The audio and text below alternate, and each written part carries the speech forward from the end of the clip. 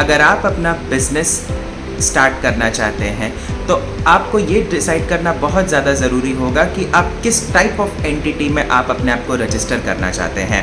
क्या वो soul proprietary होगा या पार्टनरशिप फर्म होगा या एलएलपी होगा या प्राइवेट लिमिटेड कंपनी या फिर वन पर्सन कंपनी। इस चीज़ को ध्यान रखने के बाद ही आप कोई एक डिसीजन ले सकते हैं। तो hello friends, my name is Suyash Tripathi and by profession I am a chartered accountant. आज की हम वीडियो में बात करेंगे सिर्फ और सिर्फ सोल प्रोप्राइटरशिप के बारे में। तो सोल प्रोप्राइटरशिप क्या है? बेसिकली एक ऐसी ऑर्गेनाइजेशन जहां पर एक सोल या एक सिंगल पर्सन ही डिसीजन मेकर है। एक सिंगल पर्सन ही है जो सारे प्रॉफिट्स और सारे लॉसेस को बेयर करता है।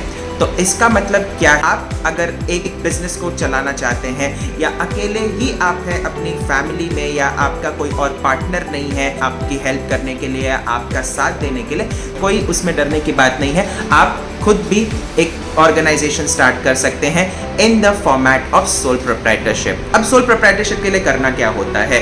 कोई भी आपको सेपरेट रजिस्ट्रेशन या लाइसेंस की इसमें ज़रूरत नहीं होती है।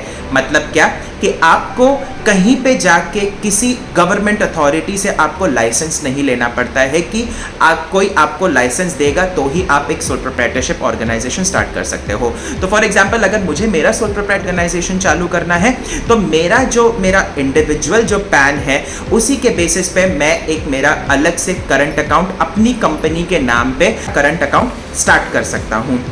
इसके अलावा करंट अकाउंट ओपन करने के लिए बहुत ज़्यादा ज़रूरी होता है कि आपके पास गुमास्ता लाइसेंस होना चाहिए। अगर आप किसी शॉप या किसी प्रीमाइसेस में आप अपना ऑर्गेनाइजेशन, अपना धंधा आप चलाने वाले हो। गुमास्ता जो सर्टिफिकेट होता है that we get under the shop and establishments act. Okay, और सेकंड, उद्यम रजिस्ट्रेशन जो कि एमएसएमई एक्ट के अंतर्गत हमें वो रजिस्ट्रेशन मिलता है, बहुत ज़्यादा ज़रूरी है। आप उस सर्टिफिकेट को आप डेफिनेटली लीजिए अगर आपको आगे चल के स्कीम्स या गवर्नमेंट की स्कीम्स या जो फंडिंग के जो बेनिफिट्स है या बहुत से जो वेरियस बिजनेस चलाने के लिए जो हमें ज़रूरत पड़ती है, एमएसएमई सर्टिफिकेट हमें काफ़ी ज़्यादा हेल्प करता है।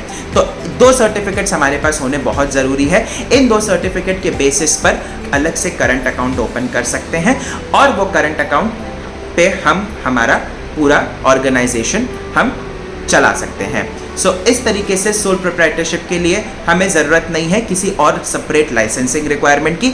जीएसटी का रिक्वायरमेंट तभी हो सकता है जब हमारा टर्नओवर 40 लाख या 20 लाख के अबव जा रहा है। अगर आप सर्विस इंडस्ट्री में हैं तो 20 लाख, और अगर आप प्रोडक्ट इंडस्ट्री में हैं या आप कोई प्रोडक्ट बेच रहे हैं, गुड्स बेच रहे हैं, तो 40 लाख का टर्नओवर जब तक आपका नहीं होता है तब तक आपको जीएसटी में रजिस्ट्रेशन लेने की कोई भी ज़रूरत नहीं है।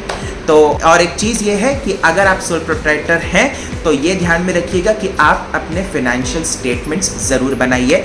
आपकी कंपनी का प्रॉपर प्रॉफिट एंड लॉस होना चाहिए, profit and loss account statement बनना चाहिए, बैलेंस शीट बनना चाहिए और अपना इनकम टैक्स रिटर्न्स आप ज़रूर फाइल कीजिए। क्योंकि कभी कल को अगर आपको लोन की ज़रूरत पड़े, कहीं से अगर आपको फंडिंग उठानी पड़े तो आपके लिए बहुत आसानी होगा उस वक्त।